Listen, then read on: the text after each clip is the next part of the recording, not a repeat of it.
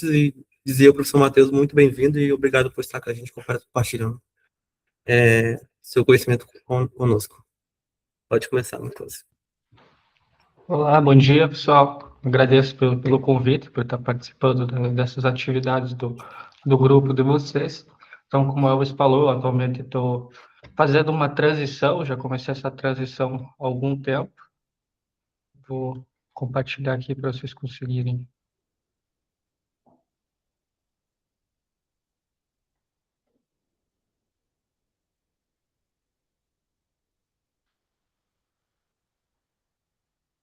Estão conseguindo visualizar? Sim? Sim? Tá Sim, certo. Matheus. Sim.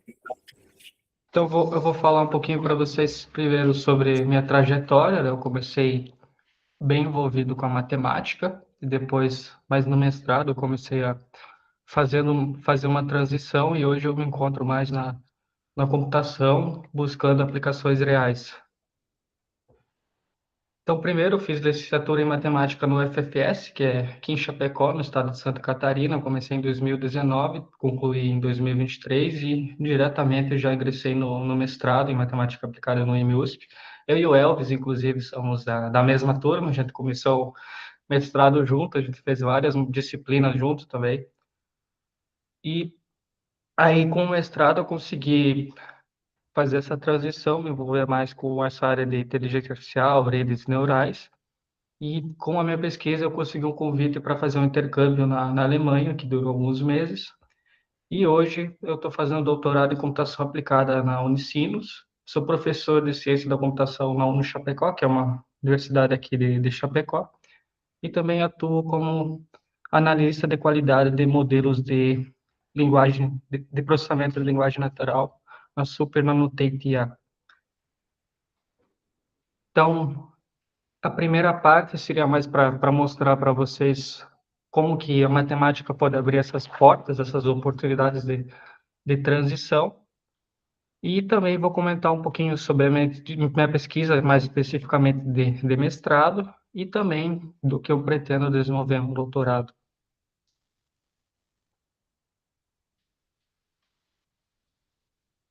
Então, no mestrado, eu comecei a perceber algumas coisas que na graduação ficavam mais difíceis de se ver, que era de fazer ligações reais com conteúdo, aplicar eles de forma material e não só ficar imaginando como que seriam essas aplicações. Então, para mim, no mestrado, a matemática deixou de ser apenas esse conteúdo e passou a ser uma ferramenta de investigação. Eu acredito que o Elvis também pode confirmar isso com vocês, se vocês forem conversar com ele em algum momento. E eu comecei a formular perguntas sobre como que eu poderia aplicar determinado conteúdo, ler artigos e lidar com a incerteza de saber se eu conseguiria realmente concluir minha pesquisa, se ela iria me levar para um resultado positivo ou não. Também programei muito, como minha pesquisa era mais voltada à área numérica, testei, comparei vários métodos e tive que construir bastante autonomia, que acho que da graduação você ainda consegue ter um acompanhamento mais de perto com o seu orientador, no caso do TCC, mas aí no mestrado para frente isso muda e você precisa ter uma certa autonomia e uma dedicação para conseguir concluir as suas pesquisas. Então, eu trago aqui alguns registros do mestrado. Primeiro, essa aqui é a biblioteca do IME, se algum de vocês se interessar, talvez em um mestrado. Eu considero que a biblioteca do Instituto de Matemática e Estatística da USP é bem completa, vocês vão ter acesso a vários tipos de materiais, a várias áreas. Aqui tem os registros de quadros, as minhas aulas de resolução numérica de equações diferenciais parciais. E logo abaixo tem um registro da minha defesa, assim que ela foi marcada, costuma aparecer em telões, né, no hall dos blocos. E aqui no outro foi de uma loucura que eu fiz, né, para tentar um intercâmbio. Eu conheci esse professor dessa outra foto, conheci por e-mail, aí eu comecei a sondar ele para ver se tinha possibilidades de fazer algum intercâmbio, fazer algum doutorado na Alemanha. E coincidentemente, um pouco tempo depois de começar as sondagens, ele veio para o Brasil. Aí eu vi isso como uma oportunidade de tentar conversar com ele presencialmente. Eu comprei uma passagem de São Paulo para o Rio de Janeiro e fui tentar falar com ele num evento que teve no Rio de Janeiro. Aí eu consegui conversar, expliquei minha história, minha vontade de tentar fazer o intercâmbio. Ele me ofereceu, então, para eu fazer e também ofereceu os recursos para conseguir isso, né? Então, foi mais, talvez, pela coragem de ter ido tentar fazer isso que eu consegui isso, não por,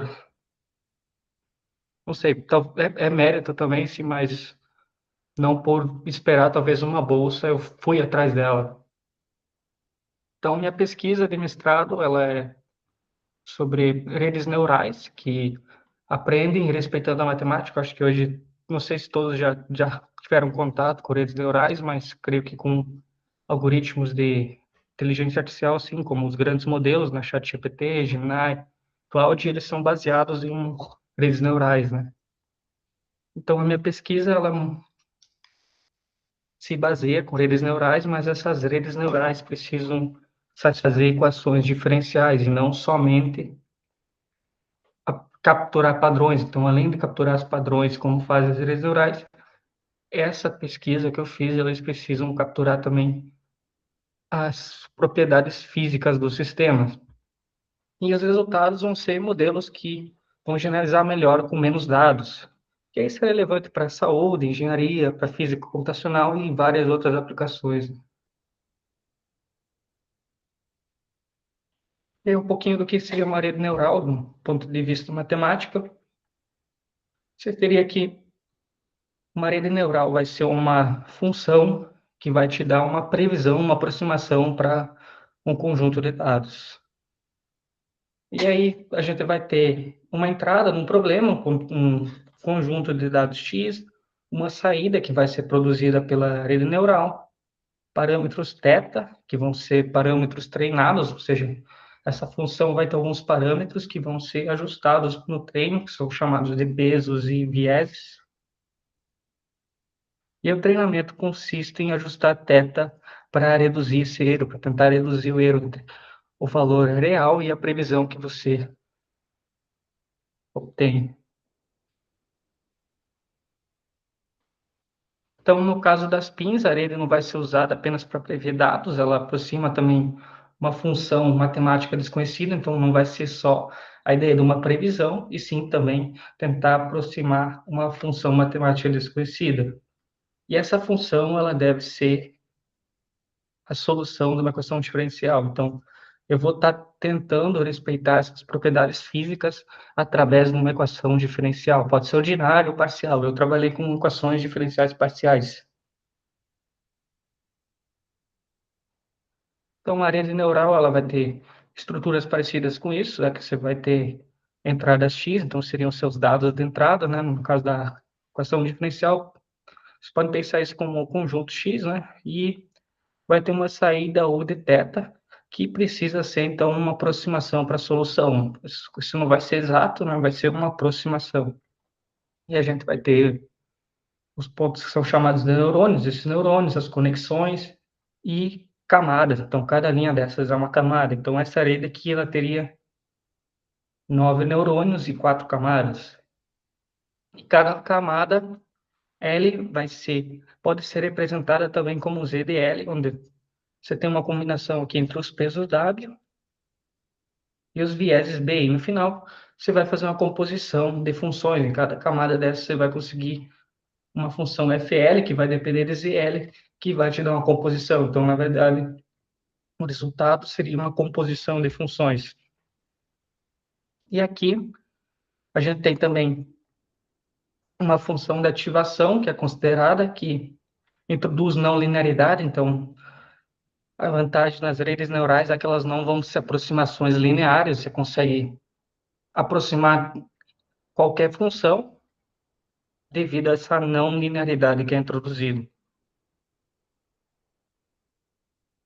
Tem um teorema que garante isso, que é o teorema da aproximação universal, que é de Sebenko, de 1989, então é um teorema bem antigo, né? Essas teorias já são bem marteladas, né? E esse teorema te garante que, dado uma rede neural com quantidade suficientemente grande de neurônios e camadas, você vai conseguir uma aproximação com um erro menor que epsilon, caso você tenha a formatação coerente dessa rede neural, né? Então, garante que você pode ter essa representação, que você tenha essa aproximação, mas não vai te garantir que o seu treinamento vai encontrar a melhor aproximação. Então, isso é um pouco de sorte, né? Seu treinamento pode ou não pode encontrar essa solução, mas aí tem algumas técnicas que fazem com que a chance de encontrar uma solução boa aumente, né? E aí, essas técnicas podem ser chamadas de otimização, e você também consegue controlar o seu objetivo com a função de custo, que eu vou mostrar logo já o que seria a função de custo. Então, no caso do meu problema, a gente pode considerar uma equação diferencial dessa forma. Aqui é uma equação genérica, não de esse eta de U ser um operador diferencial. Vocês podem imaginar isso como uma equação diferencial ordinária, onde aqui você teria talvez x' igual a f de x, ou pode ser isso. E aqui seria a condição de fronteira, então U de x igual a g de x. E o que acontece na rede é que a gente vai dar uma entrada x, então no caso se for bidimensional x1, x2, e a rede neural vai tentar aproximar a solução U de θ. E depois, esse valor aproximado pode ser plotado, né? Você usando os pontos x1 e x2 e fazendo a plotagem da nossa solução. E a ideia é que você tente encontrar a aproximação da solução exata U de x com U de θ. E aí a minha ideia durante o mestrado foi ver essas funções, essas pins, né, que são baseadas nas equações diferenciais parciais, e buscar algo que poderia reduzir o custo computacional, né, que eu trabalhei com uma EDP, eu já vou mostrar qual é a EDP no próximo slide, mas que ela depende de derivadas de segunda ordem. A minha hipótese foi de tentar substituir esse problema por um funcional que está associado à equação diferencial parcial, que só requer derivadas de primeira ordem. Isso provavelmente poderia reduzir o custo computacional, né, que é algo que é bastante visado também. Você tem um método bom, mas que tem um custo mais barato também. E aí, para entender isso, eu tive que ir atrás de fundamentos de equações diferenciais parciais, claro, formulações variacionais, espaço de Sobolev, análise numérica e também otimização, que talvez seja o centro dessas arquiteturas mais modernas de redes neurais, né? E aí minha contribuição central foi desenvolver esse método que eu chamei de Self-Adaptive Functional PIN. Esse FunPIN também pode ser considerado como uma contribuição, mas depois que a gente estava mais no estágio final da pesquisa, a gente viu que tinha alguns métodos que faziam isso de uma forma semelhante, não igual, mas semelhantes. E aí, esse método, não dá para você chamar ele de como uma inovação total, mas também foi um avanço, né? É algo semelhante, mas não é algo totalmente novo nessa FunPIN, né? Mas é a Self-Adapt FunPIN, sim. E aí, grande parte dos nossos fenômenos geológicos e física também são governados por EDP. Então, isso foi outra modificação. A gente tem a equação do calor, que tenta modelar a transferência de calor. A gente tem a equação de fluidos, por exemplo, as equações de Navier-Stokes e Euler. Na biologia, a gente tem a equação de difusão, reação. Na engenharia, a gente tem as equações de elasticidade linear, eletrostática, acústica. E aí eu tentei trabalhar com a equação de Poisson e de Laplace, que são equações que tentam mais modelar fenômenos estacionários, então não depende do tempo. E aí seria de encontrar a solução que satisfaz essa EDP. A EDP que eu trabalhei foi essa aqui, que é a equação de Poisson. Também pode ser equação de Laplace, né? Quando isso aqui for igual a zero, a gente tem equação de Laplace. Eu trabalhei na dissertação mais num domínio 2D, que seria pode ser imaginado como quadrado. Eu trabalhei literalmente num quadrado. E aí, a gente tem cooperadora dessa forma, onde a gente tem as derivadas de segunda ordem em relação a x1 e em relação a x2, isso no mundo bidimensional. E aqui essa outra equação é especificamente com condições de Dirichlet, ou seja, quando você tem uma fronteira constante aqui, uma função constante na constante, pode ser também variável, mas ela não é derivada, né? Você não tem condições onde a condição de fronteira também depende de derivadas, né? Que é as condições de Neumann.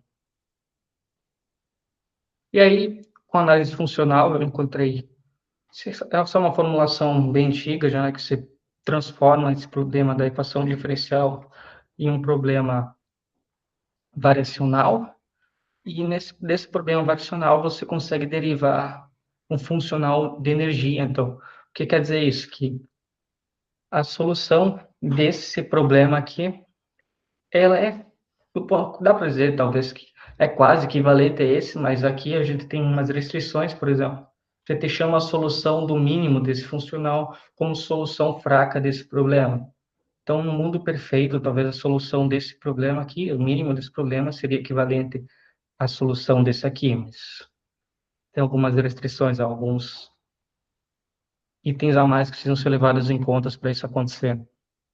E essa aqui seria, então, a formulação fraca. Você transformaria aquela equação diferencial original nessa formulação, e aí, dessa formulação, você consegue derivar esse funcional aqui. Então, o meu objetivo com esse método não é tentar aproximar a solução desse problema, mas sim o mínimo desse problema. E aí, notem que aqui eu tenho derivadas de segunda ordem, e aqui eu só vou ter derivadas de primeira ordem. Aqui complica um pouquinho, porque eu vou ter dois termos, né, a mais, mas aí eu consigo reduzir as ordens das derivadas. E aí também um pouquinho sobre métodos dos numéricos clássicos. A gente tem o método das diferenças finitas, o método dos limites finitos, que ambos dependem de grids, né? A gente vai precisar de grids, fazer malhas quadriculadas para resolver os problemas de forma numérica. E aí, nesse método que eu investiguei, né? Nesse método que se enquadra na classe das pins, a gente não precisa desses métodos em grid, e sim de amostragens de pontos. Eu já vou mostrar como funciona isso.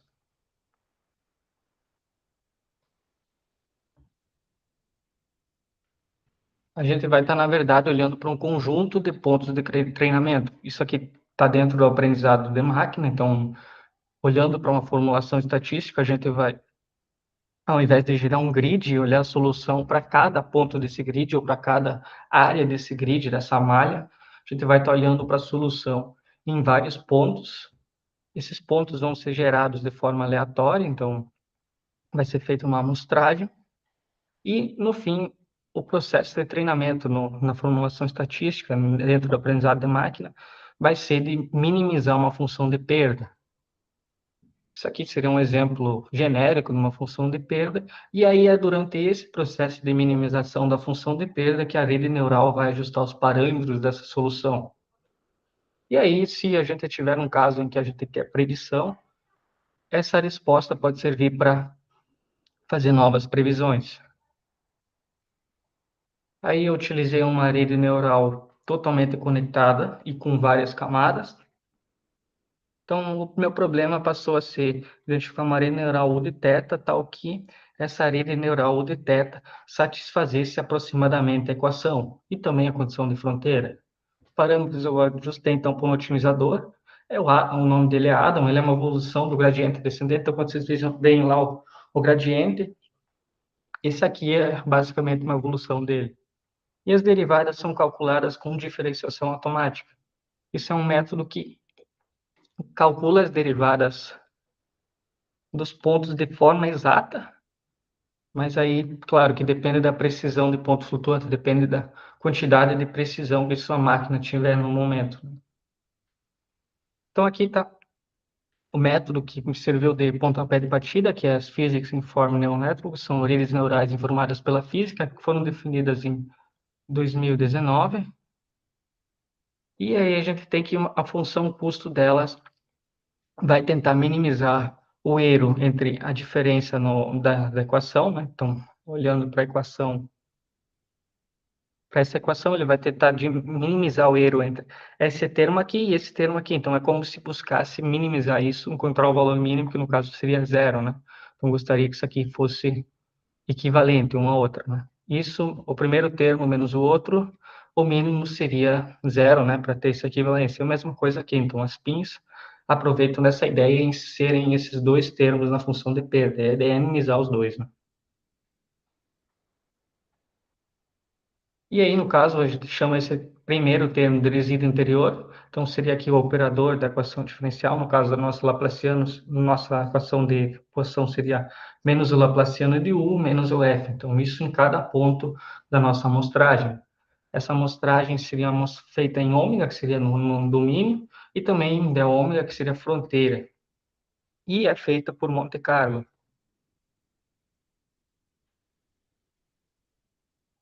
E aqui teria então o parâmetro o termo da fronteira, onde a gente tentaria minimizar o erro na fronteira. Então, seria o U menos, seria G de X menos U, né, na fronteira. Então, o ideal seria algo próximo de zero, né? E aí, isso aí tem alguns problemas, né? A gente está olhando para um termo desses. Primeiro, a gente vai ter um problema de otimização multiobjetivo, com dois termos que não são diretamente independentes, né? E aí a gente vai ter um conflito de objetivos. Os gradientes do primeiro termo e do segundo podem ter magnitudes distintas. Um deles pode ter dominância, aí esse termo seria minimizado mais rapidamente e dificultaria a minimização do segundo. Aí entra um momento bem trabalhoso nesses métodos, que é escolher os hiperparâmetros lambda-R e lambda-B que multiplicam esses termos. Então, esses termos, eles são constantes inicialmente, você escolhe, por exemplo, o lambda-R poderia ser 1 e o lambda-B igual a 10. Em algum exemplo, isso funcionaria. E aí, durante todo o treinamento, esse termo apareceria multiplicando essa perda LR e essa perda LB. As escolhas inadequadas tipo, vão afetar a sua convergência.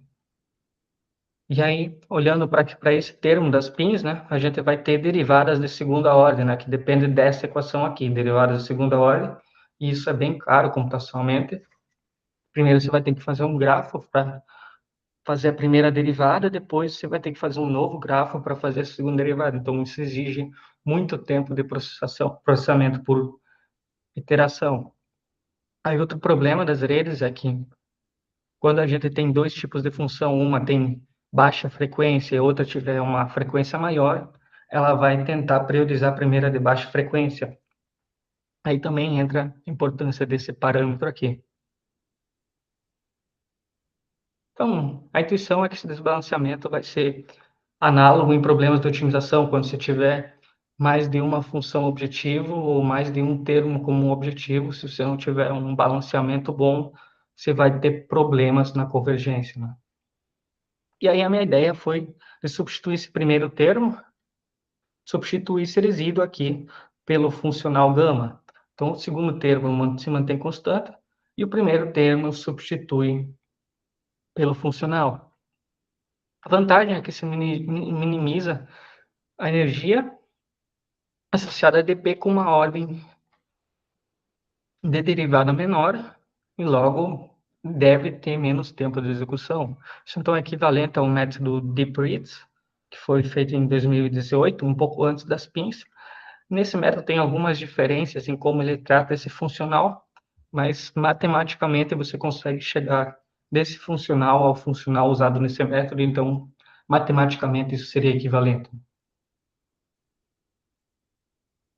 Isso aqui seria então o nosso termo de penalização, que é o melhor, o mesmo para as pins e também para essas pins, né? Então se tenta minimizar o erro entre U de θ e G de xi, né, na fronteira. E quando a gente tem um lambda b pequeno, a gente vai estar subestimando a restrição de contorno. Quando tiver grande, talvez a gente vai estar suprimindo a minimização desse termo aqui. Então, tem que ter um balanço entre esses dois termos, algo balanceado para não priorizar demais um dos termos ou de menos o outro deles. Ainda mais que aqui a gente, na verdade, teria três termos. Então, né, teria essa primeira integral, e essa segunda e também esse terceiro termo. E essas integrais, então, elas são calculadas com amostragem de Monte Carlo. Isso, com integração de Monte Carlo, desculpa.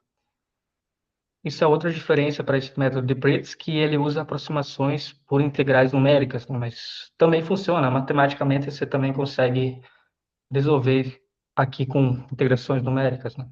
A gente priorizou a amostragem por Monte Carlo por ser o mais usado em redes neurais hoje. E desde que você gera uma quantidade suficientemente grande de pontos, isso vai convergir para um resultado muito bom. Então, a condição de Dirichlet no nosso problema, ela é imposta também com esse termo, como uma penalização. E aí, o que acontece é que a gente pode, se a gente gera um peso fixo para toda a fronteira, talvez ele vai ignorar algumas partes da fronteira, né? Como a gente vai ter um domínio quadrado, algumas partes da fronteira a gente pode ter maiores oscilações ou algo assim, mesmo para o interior do domínio, maiores oscilações, isso pode dar uma priorização para as outras áreas, mais fácil de resolver e o erro pode aumentar. E aí o que a gente pensou, vendo isso, foi se inspirar numa ideia de Physics Informed Neural Network, redes neurais informadas pela física com pesos adaptativos. Então, esses pesos lambda R não seriam mais fixos, e sim seriam individuais. Então, o que seria isso? Teria um peso para cada ponto do domínio. Então, isso, dependendo do tamanho do nosso domínio, pode ser bem caro, mas vai garantir que você priorize todos os pontos no domínio que estão tendo dificuldade de serem ajustados. Então, cada ponto teria um peso individualmente. Aqui, então, na FUNPIN, a gente decidiu usar esse peso somente no termo de fronteira, isso porque usar no funcional talvez não fizesse tanto sentido, porque o funcional já é uma medida geral do nosso domínio, então a gente perderia características físicas do problema, e aí no funcional a gente manteve um peso fixo. E a atualização, então, dos parâmetros, ela é feita de forma conjunta, os parâmetros da general são feitas com gradiente descendente, e os nossos parâmetros de peso, lambda, são feitos com gradientes ascendentes. Então, a cada iteração, é calculado o gradiente da função de P em relação ao lambda correspondente, e esse peso, caso ele precise, caso o resíduo seja alto, você vai ter um erro grande, e esse peso vai ser aumentado. Então, a cada iteração, esses pesos são atualizados. E aí, os objetivos da minha dissertação foram revisar, então, primeiro esses métodos matemáticos, EDPs, as formações variacionais, espaço de Sobolev, machine learning e PINs, e depois a proposição de tentar essas pins funcionais, né, com funcional para reduzir essa ordem de derivada de ordem 2 para ordem 1, que isso aqui depois foi visto que é equivalente ao Deep Ritz, e depois fazer essa versão adaptativa onde os pesos na fronteira se atualizassem com as iterações. E na dissertação, então, eu fiz a comparação entre o método das pins, a versão adaptativa, então seria a versão onde os pesos também são adaptativos, então uma FUNPIN, e também essa outra, então, que é a que foi criada na dissertação. Isso foi comparado com métricas de erro relativo L2 e também tempo de treinamento. Então, os experimentos que eu considerei foram esses dois, eles até são, o primeiro é bem simples, que é uma equação de Laplace, onde a solução exata é x1 ao quadrado menos x2 ao quadrado. No domínio 0,1, né? Então, quadrado 0,1, 0,1. E aí, para resolver isso, a gente considerou 4 camadas ocultas, 20 neurônios, uma ativação de tangente hiperbólica, 5.000 pontos interiores foram amestrados, 400 de contorno, e essas execuções foram feitas 10 vezes com inicializações diferentes. Isso é interessante se fazer para garantir uma confiabilidade estatística, né? Para você não ter obtido um bom resultado, talvez por sorte, na colocação do ponto e garantir que seu método é realmente bom. Aí no segundo experimento foi uma equação um pouco mais complicada, que tem como solução exata cosseno x1, seno x2. Essa é uma solução já mais oscilatória. Essa aqui é uma solução até fácil de representar graficamente e obter a solução analiticamente. Isso aqui já é uma solução mais oscilatória. E daí também uma outra contribuição do trabalho foi estabelecer um critério de parada. Então, alguns algoritmos de machine learning você define, tipo, eu vou treinar por 50 mil iterações, 50 mil épocas, e comparar o resultado, mas isso talvez não é interessante, porque você vai estar treinando, e aí talvez na época, na iteração 500, você já teria um resultado, e depois disso você não melhora seu resultado, e às vezes até piora, então não faz sentido você estar gastando recursos computacionais para o seu método não ter um resultado melhor. Então, esse critério de parada é interessante por isso, que ele vai olhar para esse treinamento e se após 5 mil épocas esse treinamento não teve uma redução interessante, não faz sentido você continuar o treinamento, gastar mais tempo se essa relação, sua solução, desculpa, não vai melhorar muito. Aqui tem alguns resultados, então, das comparações da FunPin com a PIN, esse primeiro exemplo, que é esse mais simples aqui. Ela foi um pouco inferior em relação ao método que é bem famoso hoje, das PINs. Ela foi inferior em termos de erro, mas em termos de tempo computacional ela foi 40% menor, então isso é bem importante. Aí olhando para o segundo exemplo, que seria o mais complexo, ela foi superior em termos de redução de erro, ela foi melhor, e em termos computacional ela foi menor também, cerca de 30 a 40%, então tem um ganho computacional para os dois exemplos. Claro que para servir como uma publicação, teria que ter mais experimentos, mas como resultado da dissertação isso já foi muito interessante, que teve uma redução de tempo computacional e também uma redução de erro nesse segundo exemplo. No primeiro, o erro não reduziu, mas ficou até razoavelmente próximo, e o tempo computacional reduziu. E aí você está usando o critério de parada, né? Foram comparadas as duas respectivas com o peso de fronteira equivalente, por exemplo, aqui na segunda PIN com lambda P igual a 1, e depois 5, 10, 50, 100, e depois as SUMPINs que tem as adaptativas aqui, que tem os pesos de fronteira adaptativos. Então, sendo que eles são inicializados, todos eles foram inicializados com 1, e eles vão se auto-adaptando durante o treinamento. E aí, para conseguir uma publicação, o que aconteceu? A gente tentou evoluir um pouco esse método, e aplicar ele também em mais exemplos e comparar com outros métodos. Além de comparar com as PINs, também foi comparado, então, com esse novo outro método que foi desenvolvido em 2022 por Lee. Na verdade, acho que está até errado, acho que é 2025, esse método do natural de Brits, que foi de 2025, que foi publicado, talvez as pesquisas começaram em 2022. E considerei, então, mais exemplos e também teve uma expansão, em vez de considerar uma equação de Poisson simples, sem um termo sigma, né, aqui era igual a 1, foi considerada uma equação mais geral, e logo o funcional também precisou ser estendido para a formulação geral, né, para qualquer operador elíptico. Aí complicou um pouquinho também.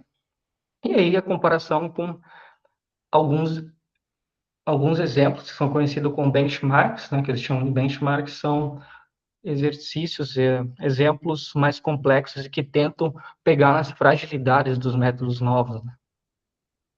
A extensão foi que, ao invés de considerar só pontos na fronteira adaptativa, a gente considerou também um ponto geral adaptativo e também teve essa atualização do funcional. E a comparação foi feita com o DeepRITS, né, que no caso é equivalente a FunPin, e com esse método natural DeepRITS, e também com as PINs, né? E esse artigo já foi submetido para conferências, para o Simpósio Brasileiro de Estatística. E, então, o primeiro exemplo é uma equação de Poisson com uma solução um pouco mais complexa também, já lá que aquela que eu mostrei anteriormente. O segundo, então, é mais complexo, já envolve uma matriz também multiplicando. O terceiro já tem uma variável que não é suave. E o quarto, que é descontínuo.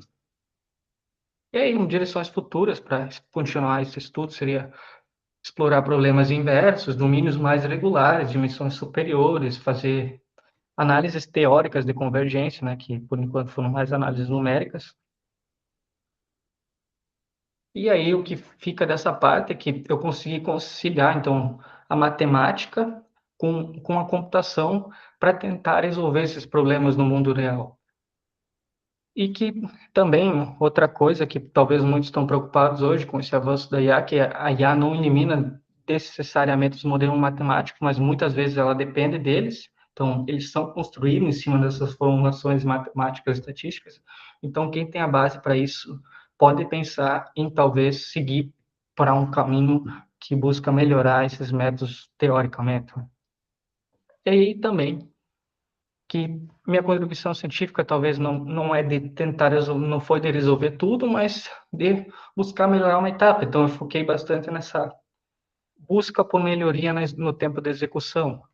E eu consegui encontrar, infelizmente, né, que já tinha um método parecido, sem esses pesos adaptativos, mas aí com essa versão adaptativa não encontrei, então, e aí essa contribuição também. E é isso, essa pesquisa me possibilitou, então, fazer um intercâmbio internacional. Esse intercâmbio foi na Alemanha, na cidade de Erlangen e também na cidade de Nuremberg, que é no sul da Alemanha. Fiquei lá alguns meses, participei de vários seminários, grupos de pesquisa, consegui ter contatos com pesquisadores de outros países, aprofundei um pouquinho nos meus conhecimentos de inglês, também em alemão, e consegui ampliar minha visão sobre carreira acadêmica, né? Então, para quem tiver oportunidade ou quiser tentar fazer isso, eu acho que vale muito a pena. E esse aqui era o campus onde eu fiquei, ele é bem isolado, né? Por ser um país bem desenvolvido, ele era bem isolado no meio de uma grande reserva.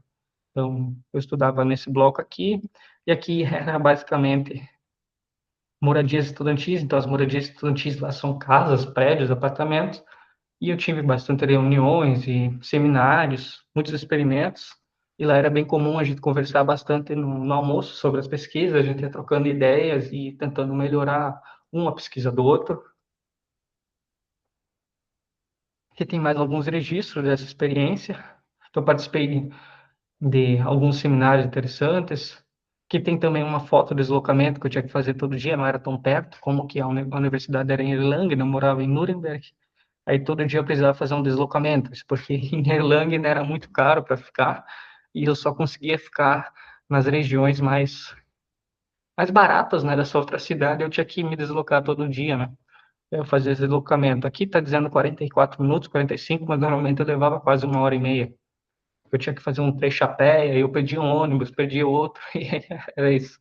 Então, nesse intercâmbio, eu também participei de algumas palestras legais, como, por exemplo, de aplicar esse método das PINs no combate ao câncer, com matemática do Ministério da Saúde da Alemanha, no combate ao câncer, também sobre algumas oportunidades de negócio em forças militares, né? Isso aqui foi com um capitão do exército da aeronáutica americana que tentou captar alguns pesquisadores para trabalhar com eles, para trabalhar na modelagem de aviões hipersônicos.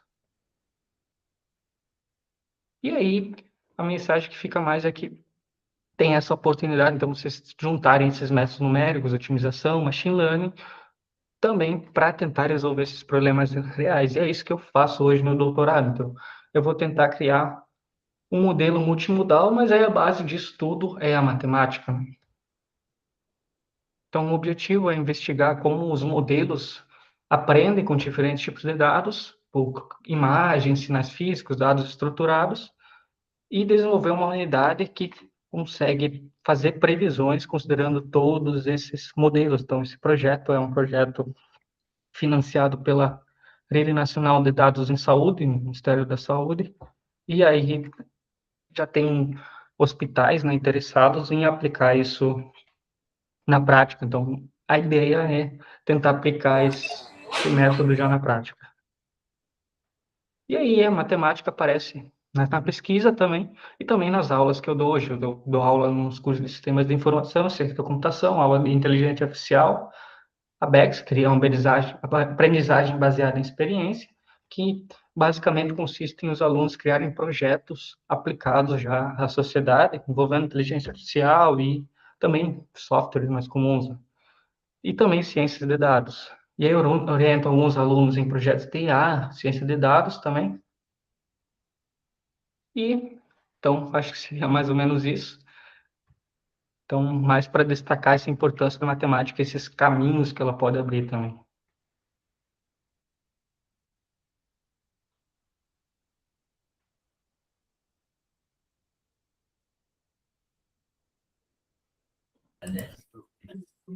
Muito obrigado, Matheus, pela palestra. E agora fica aberto para perguntas.